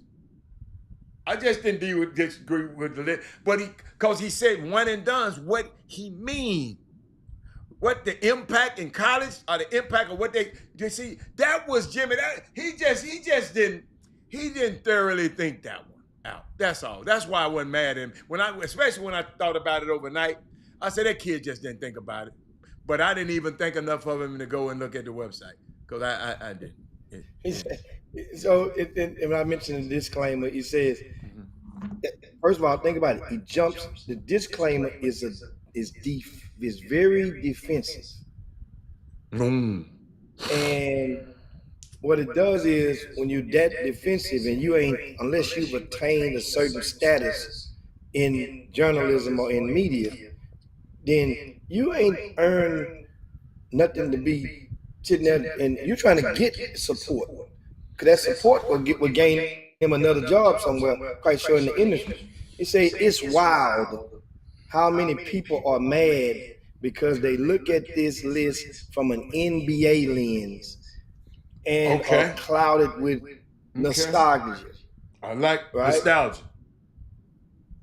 So that's, as I remember yesterday, I said, I looked at the list, I say, well, by the fact that he has Zion at number one, it damn sure doesn't have a lot of weight on NBA, because Zion gave, he showed us bits and pieces inside, but he hadn't been a mainstay. I think he's only a one-time All-Star in the NBA. But I ain't gonna lie, Jimmy, if he was coming to town today, I'd go see him. I'd pay to see him. Yeah. I ain't paying to see nobody else but two. Keep going. And so he says, he goes on to say, a national championship is a team award. These are the best individual seasons. Yeah? So these are the best, this in his opinion, these are the best 30 individual one and done. Of all the one and dones that has been, these are the best as freshmen. These are the best, his recount of the best 30. He goes on to say Carmelo Anthony was a second team All-American. He was not better than multiple National Players of the Year. Okay. Derrick Rose was not the best player on his team. Who was the best player? I guess he's saying that what's his name? What's the name? The kid. Chris Douglas Roberts wasn't better than no damn. Yeah, CDR. Because CDR averaged more points, and that's what I'm saying. That's why the points doesn't mean. Well, Jimmy, most time it does now. To some people, that's you restricted there. You got to realize. Okay, put it like this. Say if we on the same team, and out the gates, that's your team. You in control, and you're averaging 20 a game. I'm feeling my way out. I'm averaging 8, right? But let's say as the season goes and progresses, when we get down to the nitty gritty time, conference time, the roles is not the same as it was then. Let's say I'm a freshman. I'm comfortable doing this. I'm running stuff now. Let's say I'm averaging 25 a game at the end of the season, and you're averaging 21 or 18 or 15. But I'm in command, and like Derrick Rose when he got down to the tournament, we talked about it yesterday. When that boy Maurice Chalmers hit the game winner from the top of the key in San Antonio, that was Derrick Rose. All of the previews and the pregame marketing, the hype was concentrated primarily on Derrick Rose. CDR got some of the. He was the Robin. That was Batman by the time he got to the dance. So the roles can change, but the averages is not going to be a true reflection because it's a different whole person in nitty gritty time. So that's what I was just giving an example on that. But you know, that was just fun thing on that. You know, fun while it lasted. How much you got in? How much you went in on this? On the NIL and the courts? I ain't touched it yet. I ain't touched it yet. I ain't touched it at all yet. Well, I ain't touched it at all yet because I got so much extensive research that I got to do about this stuff. That's why I got too much stuff. Because when I come, you know, I want to come thorough. So, I mean, you can brush the top of it. Well, as it stands right now, the facts are the facts. And one fact is, a judge, an appeals, a judge has made a ruling, which unless you've been on the rock, you're definitely aware of that. And which the name of the case is the House versus the NCAA. That's a fact, right? And basically, these people, why they in court? Why were they in court? Because there was accusations, and that the NCAA had violated antitrust laws and stuff by limiting the potential earnings for student athletes. So this is part of the verbiage in the lawsuit, and initially in the lawsuit. The judge ruled and that approved the settlement for so many $1 billion or whatever that's going to be dispersed for athletes that played after a certain year in the NCAA. Now, what's moving forward in the immediate future, unless as it stands by the last week's ruling, each of the 5 power conferences, because the Pac-12 is coming back, right? They're coming, so they still get a stand. The Pac-12 was grandfathered into this documents because it was in existence when they filed this stuff. So Pac-12, Big Ten, SEC, Big 12, and ACC are the Power Fives. And so what happens now is each school will get on the Power Fives. They will get about 20 million, 22, 21, something like that. And the athletic director, if in most cases, has the authority or has the role of the primary role of busing that down, dispersing that amongst his programs, his sports.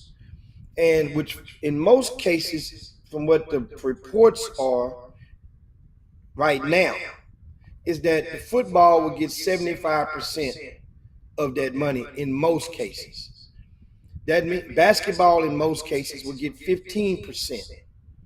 And the other 10% would put your thumb in the water hose and just spray it amongst either the rest of the programs or the women's basketball and the Olympic sports. That's the key now.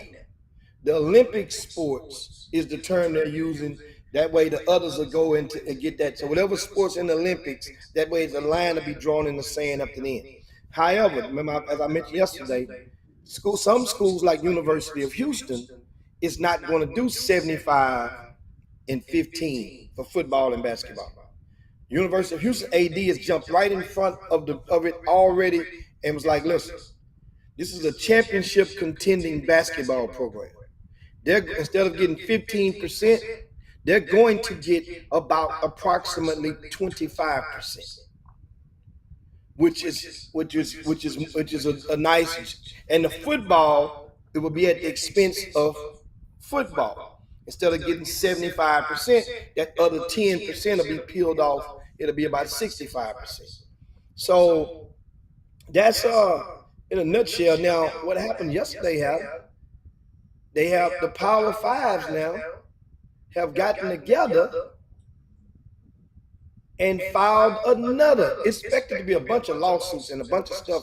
This stuff is so crazy in regarding that because there's so many loopholes. They just don't want it comes because they just do not want to say that these students are employees. So they're doing all of this, from my interpretation, basically they're fighting tooth and nail to keep that non-profit status that protects them from a lot of different tax codes and laws and whatnot in America, in the world, because NCAA is, it's kind of global now because so many international players playing in our colleges now. That means their countries are watching every time they suit up or snap up or lace up. And now they filed a thing called the student compensation opportunity, the student compensation and opportunity rights and endorsements. That acronym is, we'll call it from now, it's going to be called SCORE, SCORE, student compensation and opportunity for rights to endorsements. So they just filed this thing, which would kind of fine tune some stuff from that. It's just, and it's, dude, just stay tuned. But meanwhile, a lot of the collectives, I mentioned yesterday, a lot of the collectives, and this SCORE thing would enable, if they pass it, would enable those collectives to not necessarily dissolve, and it also would pave way. Remember now, one thing that was lost in it, private equity firms had already publicly expressed their interest of diving into this NIL sector. Remember, they had a couple of companies said they was already willing to fund those colleges that needed funding. They would come, but at the same time, they just don't giving no money. From what I get, they're coming in and they want a seat at the table. They're coming in, and it's like anybody. I'm gonna give you this money, and I got that. I'm a silent partner. We gonna, that means I got a decision making on who you're gonna hire, on which way you're gonna turn, and who you're gonna fire. They're not a silent partner. Private equity is out there now. They're not silent. They're not. No, they're not going to be silent. They're not going to be silent. Exactly. No. Yeah. This is a whole nother thing. That's why I said, Jimmy. That's why I said I'm gonna let you talk about it, because it's too much for me to talk about. I got too much information in my head, and I'm trying to be able to disseminate it to so they can understand it. Because a lot of these people, we can throw out these numbers. It's just, I'm trying to put it to you where the ghost can get. And all I got some key settlement dates here. On June the 6th, when the settlement was approved, related to NCAA rules are effective as adopted by the NCAA board on April, I think, 21st. Now, June 11th, that's tomorrow, NIL Go Portal launches. It's going to have an NIL Go Portal start tomorrow. Mm-hmm. On June the 15th, they're going to have an opt-in deadline for non-defended schools to fully commit to revenue sharing. Some schools got hit, like they playing double dutch. They saying, well, I want to do it, I want to do it, I want to do it. They don't want to do it. So they got to the 15th. July the 1st, the first date for direct institutional revenue sharing payments. July the 1st, these kids can get paid from the schools on July the 1st. July the 6th, opt-in schools must designate student athletes permitted by the settlement to remain above the roster limit. They got the roster limit. It's going to be some people being cut. I mean, this stuff is crazy. But it's still 15. It's 15 in basketball. Yeah. And I want to say 103. I said above the roster limits. This was here. Well, you can designate those, and if they go to another school, they'll be eligible immediately based on what they're saying. But you got to be designated. Like, they have to designate the guys, the fat, that they're going to take off the meat. You got to designate it. They have a short window, these colleges, to identify. It's kind of like protecting some people. They're protected by this clause. Now, but I'm gonna cut you. Now another team can pick you up, and you don't have to go through all of the. You get to play immediately if you have been granted that tag of an exception player or whatever. So this is kind of like this new, and so now you can understand, guys, why a lot of coaches are going to be busy as hell over the next couple of weeks. That means a lot of coaches, even though some is going to be, a lot of them are going to be out for TABC and the event in Phoenix and around the country for with their high school teams, but they got to be busy as hell. Busy doing what? Huh? Busy doing what? Busy as hell. You have to, first of all, you get meetings that you didn't have to have before. In multiple meetings to identify players who you're going to go. Now that means now if you're dropping an ad, in other words, basically what you're doing, dropping an ad. That's the GM. That's the GM's job. Everybody don't have one, have they? But I'm just saying, they got people. I mean, these coaches gonna be out. They gonna be out. That stuff is from what I'm hearing from some of these coaches, they got people handling that, man. They ain't got to do all that. They got people handling that. That ain't the coach's job. The coach's job is the coach. But the players that I got to have somebody. They job the coach. They ain't finna get no more responsibility like this. I'm just telling you. Each one of them in individual meetings, for example, that's more meetings for the head coach to have with his athletic director. That's more meetings that assistant coaches could, because as we go through this, they have to have been briefed and educated at every interval of this stuff. At different assistant coaches got to learn some different stuff that they have to learn before. Head coaches got to learn some different stuff. Collectives now, they want to know, okay, now they got to brief those guys.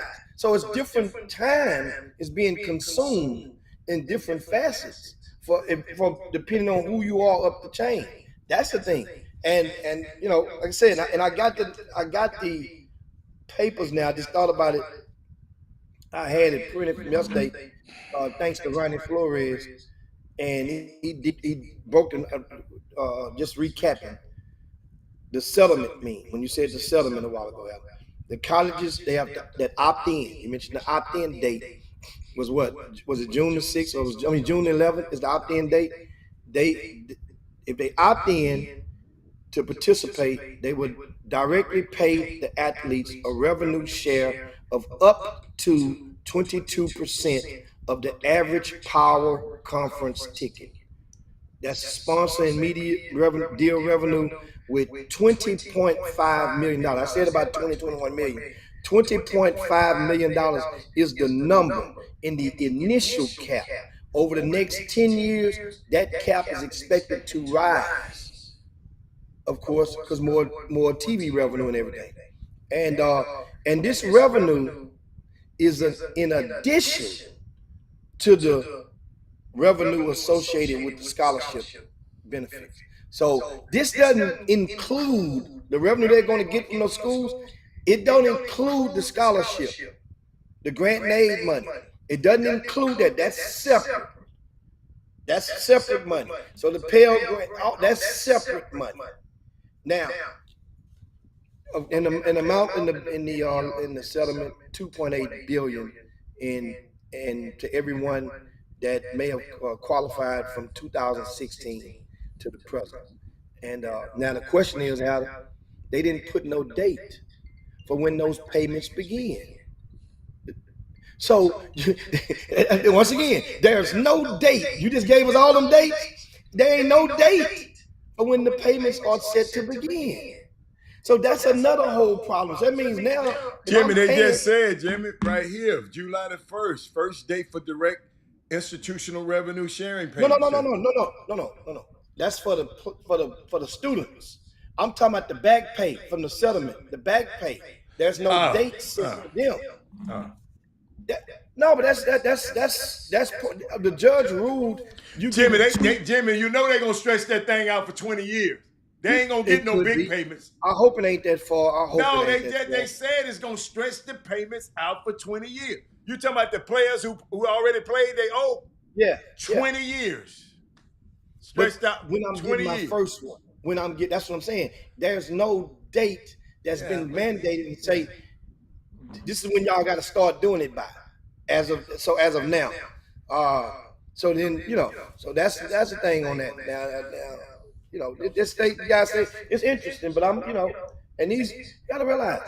I think somebody had said, one of the college coaches, that might have been Penny had said on one of them interviews that these kids now they're not as enthused about going pro. They've been more enthused about getting this bag right now in college. This is their pro.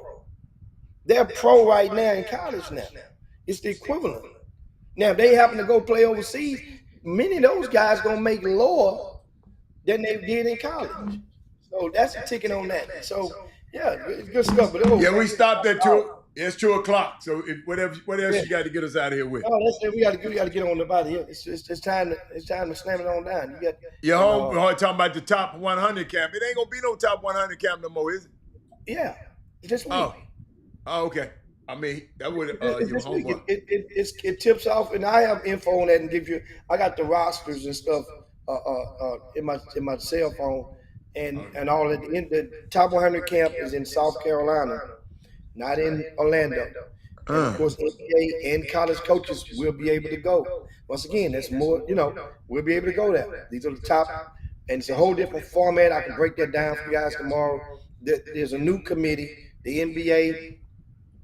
And the camp, the top 100 camp itself, I say the NBA, I mean the NBPA, Players Association, and the camp itself has under total new management. It's been revamped.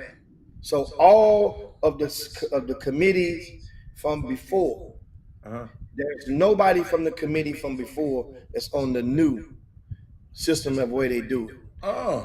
There's none of. There's only one person in the NBPA office that is still involved with the camp. Of all of the people that was in the front office in New York City, everybody has been removed except for one, maybe two people tops. All new people in New York City. Where do those new people come from? New people within the NBAPA? Just new blood. So the old blood is out. And new blood in. Okay. Yeah. All right. Yeah. So what about outside the NBAPA? The other guys like John Lucas and y'all, what have that changed? What John Lucas is? Oh, you mean outside of headquarters? You mean? Yeah, outside of headquarters. Yeah. Yeah. So Perry Short's not over it anymore. No, so Perry Short was relieved of his duties maybe 6 months ago. Okay. So we got a similar to him now? As a person stepped in? Yeah, Sean Livingston. Oh, that's right. Somebody told me that. You're right. Somebody told me that. Yeah. And so I forgot about that. And so the Under Armour family is the brand now. It was what was y'all had last year? Nike. No, but y'all. I was Nike. Okay. Nike, but they decreased their product each year, but they still was the. Yeah, there was a creep. Okay, I saw. Okay. So man, we got less product. I saw that. But no, we did. But the kids still got. I mean, they reversible duffel bags, backpacks and all, hoodies and stuff. So Nike was before. That's all right. That's all right. Is it Under Armour or the Steph Curry brand? Which one? Under Armour. Okay. Under Armour. All right. Is Reese Olsen on the list, Jimmy? Yes, he's going as a legacy. Okay. Then somebody said, is NIL legal for school? Everybody call. Is NIL legal for NIL and for Houston High School? When does that come? I don't know what date. Yes, they voted. It's been agreed upon. State, it's been signed upon. It's done. But the date that it becomes effective, I don't have that date in front of me, but I do know you must be 17 years old as of whatever date it goes into effect. So players in the state of Texas will be able to receive NIL deals. And like I said, it's still gonna be fine. It's still got to be a lot of fine print with that because you got to report. If you got to report $600 or more on a deal to your to the athletic departments in your school and college, then you damn sure want to report this high school to somewhere, to somebody. I mean, hey, this college stuff gonna get. I'm telling y'all, hey. When you said this a long time ago, you was acting. You said, boy, you better go to law school. It's gonna be plenty of work for lawyers. It's gonna be suits. All this NCAA stuff. It's finna be suits everywhere, Jimmy. I mean, I just can see it coming. Oh my God! And this crazy administration, he over there meeting with somebody right now about this NIL. I mean, this NCAA stuff. That dude up there. But let's get out of here, man. I got to go. But we'll see y'all tomorrow, man. Women Rock Wednesday tomorrow. Oh, man. What? Breaking news. Okay. Well, not really breaking. We talked about the private equity stuff. UCLA has signed an 8-figure private capital deal. Okay. I got a lot of them I can tell you about. With Elevate. Penn State has signed one as well. Yeah. With the same company. Yeah. A private equity deal. Right? So they make college sports history by being the first 2 athletic departments to take on private capital. And all that is y'all, let me explain PE. Private equity is a group of people that's investing our money.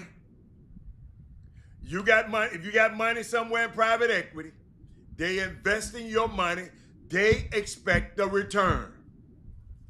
Absolutely. That's what private equity. They're going to get a return. They're going to expect a return. But the unique thing about them,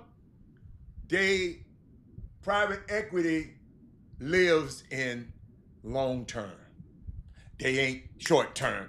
I got to have my money next week. I got you flipping this next week.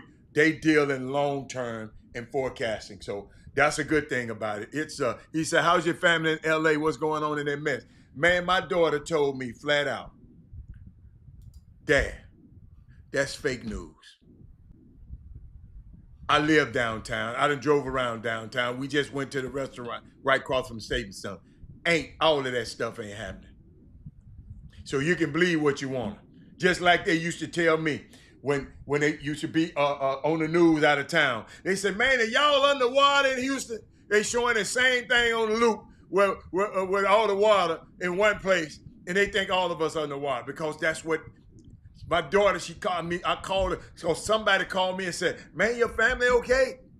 I called her. She said, Dad, we at the restaurant eating right now, right here across from So y'all got to listen to me, y'all. I just said it a million times. Mainstream media ain't mainstream no more. These folks propagandists right now. They put whatever the hell they want y'all to think that's happening over there and trying to make Gavin Newsom look bad. That's what that damn clown doing out there. But I got to get out of here, y'all. They waiting on me. One thing I want to talk to you guys before you run to the happy hours with Intel. Want to make an adjustment on something to clarify something on the Penn State and UCLA 8-figure rumored 8-figure deal with Elevate. Adam, they're not going to use private capital to fund that department. We know they generate their own stuff for football, but instead they partnered with Elevate to do right for ticketing services. That's creative. For ticketing services. I ain't gonna even worry about it because I ain't studied. I'm not gonna comment on it. Ticketing services with Elevate. I'm just letting you know. It wasn't what we. You ain't making that much money off tickets, man. The money's in the TV. Okay, but let's get out of here, man. So shout out to everybody that's watching right now. Make sure you share the show on your way out the door. We're getting ready to land this plane. Side on down, Dino's back, and Yabba Dabba do this thing. I know if you didn't know tomorrow, you got to get your thoughts on your homeboy DeMarcus Boogie Cousins and what he doing over there. Jim, don't you know I done talked about it? I talked about it for 20 minutes, but hold up. We can talk about it again tomorrow. No, good. Deion Sanders and his illness. Yeah, he's sick. He'll be all right. And of Jimmy, course, the man was so sick they got to cut 1 and 2 of damn toes off. So you know it's something else wrong. So guess what? It's just stages, man. He getting old. Shitty old. Shit ain't working no more like it used to. But we out here, man. I'll see y'all later. Bye. Y'all share the show, man. Go Astros, baby. Go Astros. Jim Hicks. Rob Hatter. You are now tuned in to the Chop Shop. I'm Retro. Let's get it. We in the Chop Shop. We live in the Chop Shop. We talking sports talk. We live in the Chop Shop. We in the Chop Shop. I'm talking sports talk. So turn your dials up. It's live in the Chop Shop. We in the Chop Shop. We live.